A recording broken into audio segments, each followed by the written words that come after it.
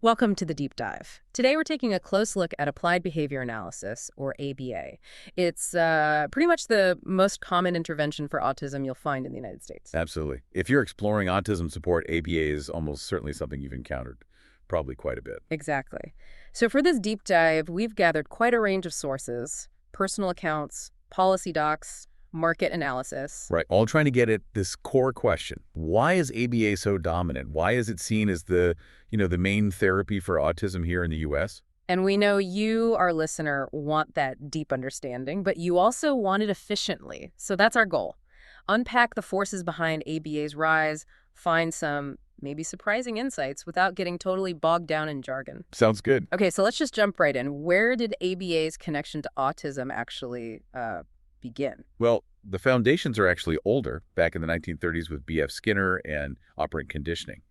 Basic behavior principles. Very learning theory. Exactly. Yeah. But applying it specifically to autism, that really started in the 1960s with Dr. Ivar Lovaas at UCLA. Lovaas, okay. Yeah. And back then, it was often called behavior modification. The aim was basically to reduce behavior seen as autistic and increase behaviors considered more appropriate or, well, typical. Through structured teaching, rewards, that kind of thing. Pretty much, yes. Highly structured interventions. Okay, and then there was this study in 1987 that seems like a really big deal. What was so significant about that one? Yes, the 87 Lovaas study. It was huge because it claimed really substantial improvements, even recovery for some, in kids who got intensive ABA. Intensive meaning? Like 40 hours a week intensive. Well, 40 hours, that's a full-time job for a child. It is. But those results, or claimed results, really put ABA on the map. It generated a huge amount of hope and became sort of the foundational evidence cited for years. So that study really kicked things off. How did the momentum keep building after that? Well, through the 90s and early 2000s, you started seeing major endorsements. Professional groups like the Association for Behavior Analysis International got behind it. Okay. And crucially, big autism organizations, maybe most famously Autism Speaks, really promoted ABA heavily. They started calling it an evidence-based treatment. And that label, evidence-based, carries a lot of weight, doesn't it? Immense weight. It really shaped public perception. Yeah. And it definitely started influencing policy decisions around autism support. What was driving that initial appeal, though, beyond the study and endorsements? A big part of it, honestly, was this promise of recovery or making autistic kids seem normal. Right. That idea really resonated with a lot of parents and professionals back then. Yeah. You have to remember, this was largely before the neurodiversity movement gained traction, before the idea that neurological differences are just natural variations was widespread. So the goal was more about fitting in, less about accepting difference. In many ways, yes. That desire for normalization was a powerful force alongside the science, or perceived science. So it wasn't just parent groups and ABA organizations. Medical professionals started recommending it too. Oh, absolutely. Doctors, pediatricians, even those maybe without deep, specific autism training, began recommending ABA. They were seeing the endorsements, hearing about the research. Even if, as you said, some of that research came from within the ABA field itself. That's a key point. A lot of the early research was conducted by people already invested in ABA. So there's a potential confirmation bias there. Right. And it wasn't just recommendations. The actual places offering ABA grew too. Massively. You saw this proliferation of ABA centers, specialized clinics popping up. Universities started offering degrees specifically in ABA. Creating a whole professional pipeline. Exactly. And ABA's focus on, quote, measurable outcomes, things you can count and graph, fit really well with what schools and insurance companies wanted. They needed quantifiable proof that interventions were working. That makes sense. It ticked the boxes for the systems already in place. It did. And it's really important to remember, like you said, this huge growth spurt happened before a lot of the pushback we hear now from autistic advocates and the neurodiversity movement really started to gain steam. Which kind of set the stage for the debates we have today. Precisely. The foundations were laid pretty deep before those critical voices became louder. Okay, so ABA gained momentum through research, endorsements, and fitting into existing systems. But you mentioned policy earlier. It sounds like government action really cemented its position. Oh, absolutely. The role of government policy, especially the Autism CARES Act, is critical here. It was first passed in 2006, reauthorized multiple times since. And what did that act do? Well, its stated goal is broad improving lives for autistic people. Fair. But in practice, it directs a lot of federal funding towards autism research and services. And how did that funding specifically end up boosting ABA? A significant chunk of that money has consistently gone towards research on and provision of behavioral interventions, and ABA has been, by far, the biggest recipient within that category. So the funding priorities favored behavioral approaches. Largely, yes. Yeah. And this creates a cycle, right? Funding goes to ABA research. More ABA studies get published. Those studies are used to justify more funding for ABA. A self-reinforcing loop. Exactly. And things like baseline budgeting in government, where next year's budget starts from this year's, tend to lock in those existing patterns. It's hard to shift funding dramatically once a pattern is set. It sounds like there's a cozy relationship sometimes between the government agencies distributing funds and the ABA world itself. Yeah, people sometimes talk about an autism industrial complex. You see this sort of revolving door phenomenon. Meaning? Individuals might move from roles in government agencies that oversee autism funding or regulation to positions in research institutions heavily focused on ABA, or even to leadership roles in private ABA companies. So the lines get blurred. They can. And this can lead to something called regulatory capture. That's where the industry being regulated ends up having undue influence on the regulations themselves. So the rules might end up favoring the established players, like large ABA providers. That's the concern, yes. That the regulations might protect the existing industry more than they serve the diverse needs of autistic people or encourage innovation. And does this government influence affect how professionals are trained? Indirectly, but yes. Government funding priorities shape research agendas at universities, which in turn influences curricula. If the money is in behavioral research, training programs will likely emphasize behavioral interventions. So future doctors or therapists learn ABA as the primary approach. It becomes a central part of their training, often influencing the clinical guidelines they're taught to follow. Okay, what about insurance? That's always a huge factor. Did policy affect that? Definitely. Many U.S. states pass laws mandating insurance coverage for autism treatment. But crucially, they often specified evidence-based treatments. And because of all that government-funded research. ABA was often explicitly named in those laws, or was the main therapy that met the evidence-based criteria as defined by the research landscape. So insurance had to cover it in many places. Guaranteeing a revenue stream. Absolutely. So you put it all together, the funding cycle, the regulatory influence, the training, the insurance mandates. It sounds like a really solid structure. It is. It's created a system that's very intertwined: government policy, funding streams, industry interests. And that makes it quite resistant to change, even with growing criticism from autistic self-advocates who are saying, hey, this doesn't work for everyone, or this might be harmful. Right. It's not just about the therapy itself, but this whole infrastructure built around it. And you mentioned industry interests. That funding must have spurred a whole market, right? Oh, absolutely. Following the money, as they say. When acts like Autism CARES made significant federal funding available, a multi-billion-dollar ABA industry basically sprang up to capture those funds. A multi-billion-dollar industry. Wow. Yes. It wasn't just a few clinics anymore. So you saw providers just multiply. A massive increase. ABA providers, specialized clinics, university programs churning out ABA-certified professionals.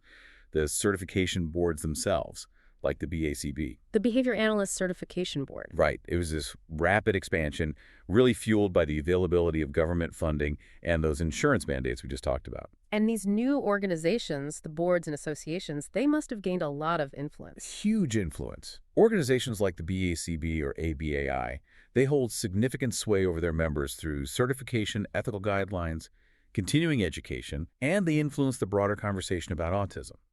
And how did they tend to use that influence? Were they open to, say, critiques of ABA or alternative ideas? Well, that's where it gets complicated. Often these organizations strongly promote the narrative that ABA is the premier, most effective evidence-based therapy. There can be resistance, sometimes subtle, sometimes not so subtle, to criticism from within or to seriously exploring non-behavioral alternatives. How so? How is that enforced? Through control over things like what counts for continuing education credits, the ethical codes that prioritize behavioral principles, and sometimes, frankly, the risk of professional isolation if you stray too far from the accepted ABA orthodoxy. Kind of like protecting the brand or protecting the market. You could definitely see it that way. Yeah. By maintaining this strong, unified message about ABA's effectiveness and necessity, it helps ensure the continued flow of funding and the growth of the industry they represent. But the downside is? The potential downside is that it can stifle innovation. It can make it harder for new ideas to get traction. And critically, it often leads to dismissing or downplaying the concerns raised by autistic people about their own experiences with ABA. So those financial incentives are really baked into the system now. Deeply baked in. This market creation has shaped everything: public perception, policy decisions, even the direction of research. Questioning ABA isn't just questioning a therapy technique. For some, it feels like questioning the viability of an entire industry. Which really highlights the potential dangers, doesn't it? Letting market forces essentially dictate how we approach something as complex as autism. It raises serious questions about whether the primary driver is profit or the actual well-being and diverse needs of autistic individuals. Okay, so we have the history, the policy, the market. How did all this translate into what the average person or even a doctor hears about ABA? The marketing aspect must be huge. It's been incredibly effective. It's not just ads, though you see those too. It's been this really consistent, pervasive campaign positioning ABA as the essential evidence-based therapy. We keep coming back to that term, evidence-based. Because it's key to the marketing. ABA providers and organizations have relentlessly pushed the idea that it's a gold standard, using evidence-based almost like a seal of scientific approval. And that narrative becomes widely accepted. Very widely. It's repeated in brochures, on websites, at conferences, and academic papers. It becomes the default assumption. You mentioned you'd even seen this yourself. Yeah, it was quite striking. Even when I was looking into resources related to my own adult autism diagnosis, the information packets I received still prominently featured ABA resources. Even though ABA is primarily focused on children's behavior. Exactly. Yeah. And my situation had little to do with the kinds of behaviors ABA typically targets. It just shows how deeply ingrained that autism-ABA connection has become in the system, regardless of individual circumstances or age. And this marketing must influence doctors, too. Massively. Think about a busy pediatrician or family doctor. They might not have specialized in-depth autism training across the lifespan.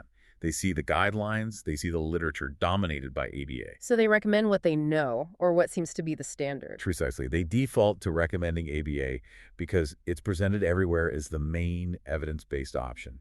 It becomes a self-fulfilling prophecy. It's recommended because it's prevalent, and it's prevalent because it's recommended. And that ties back to insurance again, reinforcing the cycle. Right. Insurance covers it because it's evidence-based and widely recommended, which makes it more accessible than other options, which leads to more people using it, which further solidifies its position. So it ends up shaping what society, what parents, even what autistic people themselves think autism support should be. Absolutely.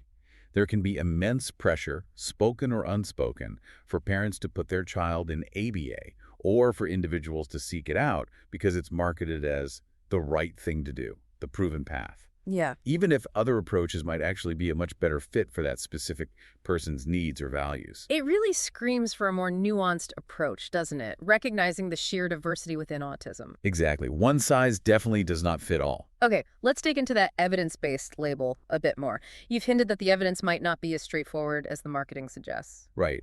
This self-reinforcing cycle we've been talking about is heavily fueled by how the evidence itself is generated and presented, because so much funding flows towards ABA research. It naturally produces more studies about ABA than about other things. Exactly. It creates the appearance of overwhelming evidence simply because that's where the research focus and the money has been directed. Alternative approaches often struggle to get the funding needed for large-scale, rigorous trials. And what about the quality of the ABA research that is published? That's where some critiques come in. Some researchers and advocates point to potential issues in some of the published literature, things like small sample sizes, maybe a lack of truly independent control groups, or not fully accounting for other factors that might influence a child's development. So, sometimes called evidence mills, producing studies that confirm the effectiveness. That term is sometimes used, yes. It suggests a focus on generating studies that support the intervention, perhaps sometimes without the level of critical scrutiny or methodological rigor you'd ideally want.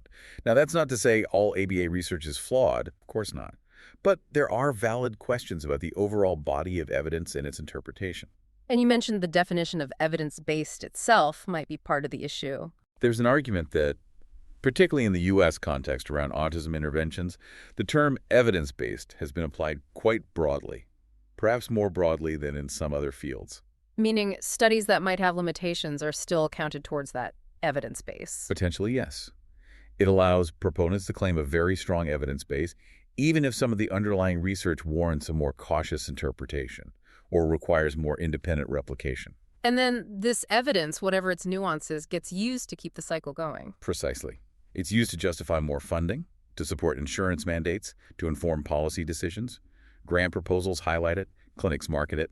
The existence of this body of evidence becomes its own justification for continuing down the same path. Which could potentially limit exploring other options. That's the real concern.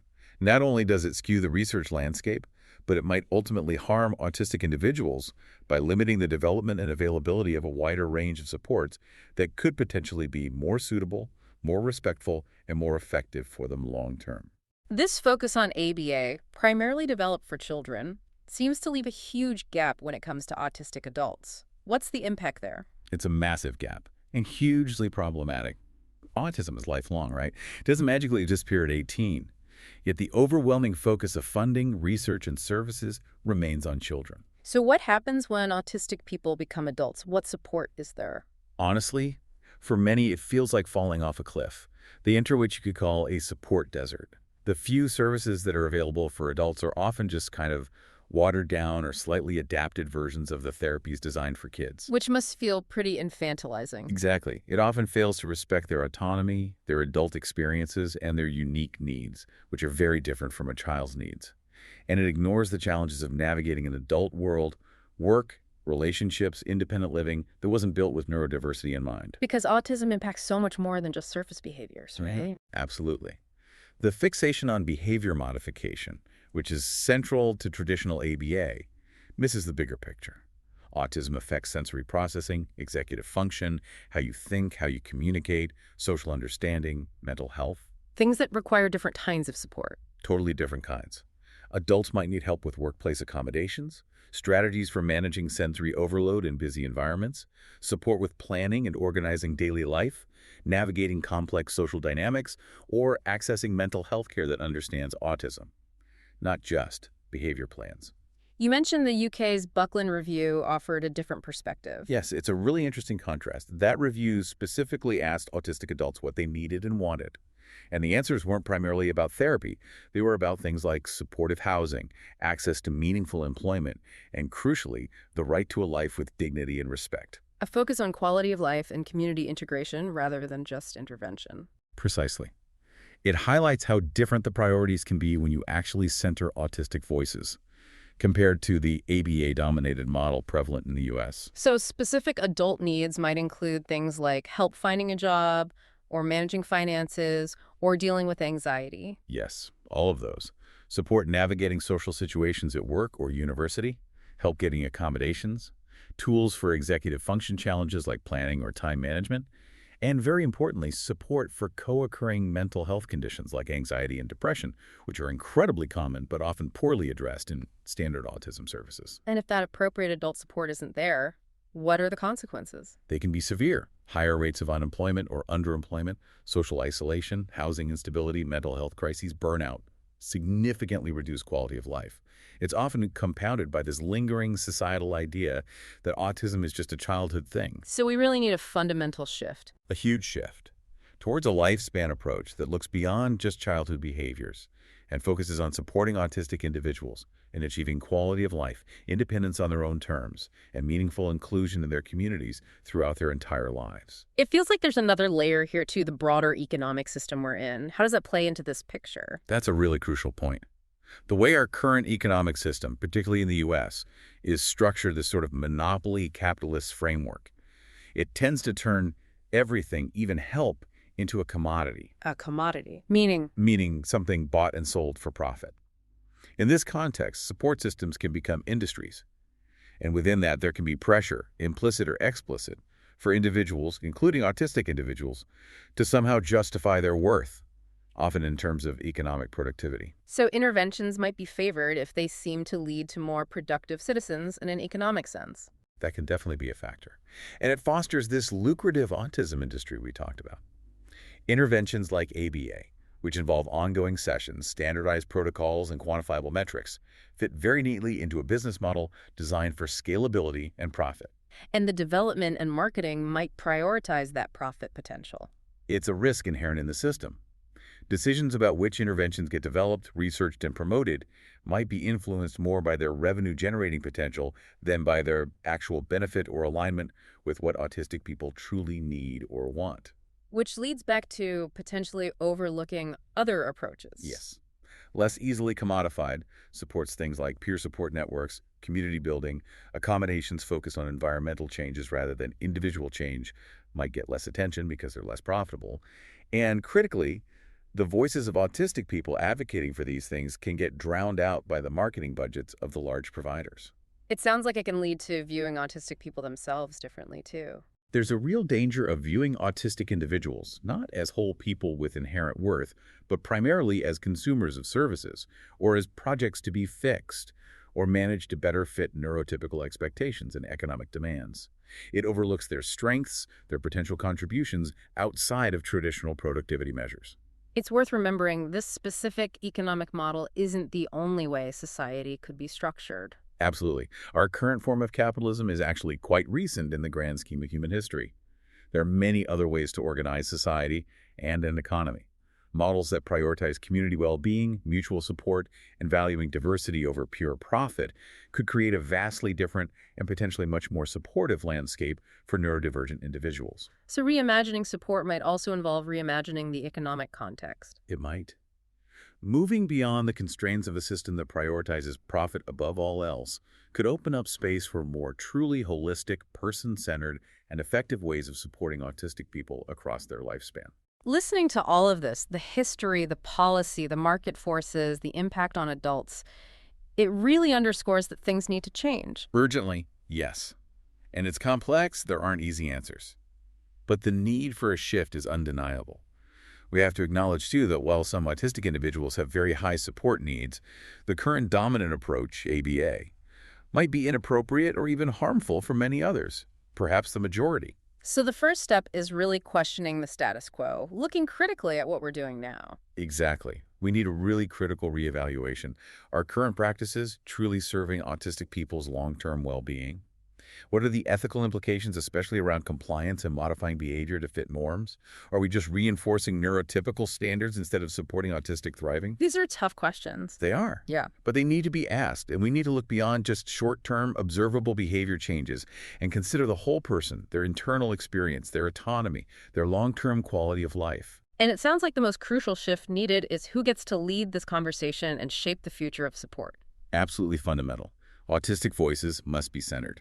For too long, interventions, research agendas, policies, they've all been largely decided by non-autistic professionals, researchers, and policymakers, often with only tokenistic input, if any, from the community actually affected. So autistic people need to be leading the way in defining what support means. Yes, leading the development, implementation, and evaluation of support approaches, defining their own needs, their own goals, their own paths to well-being.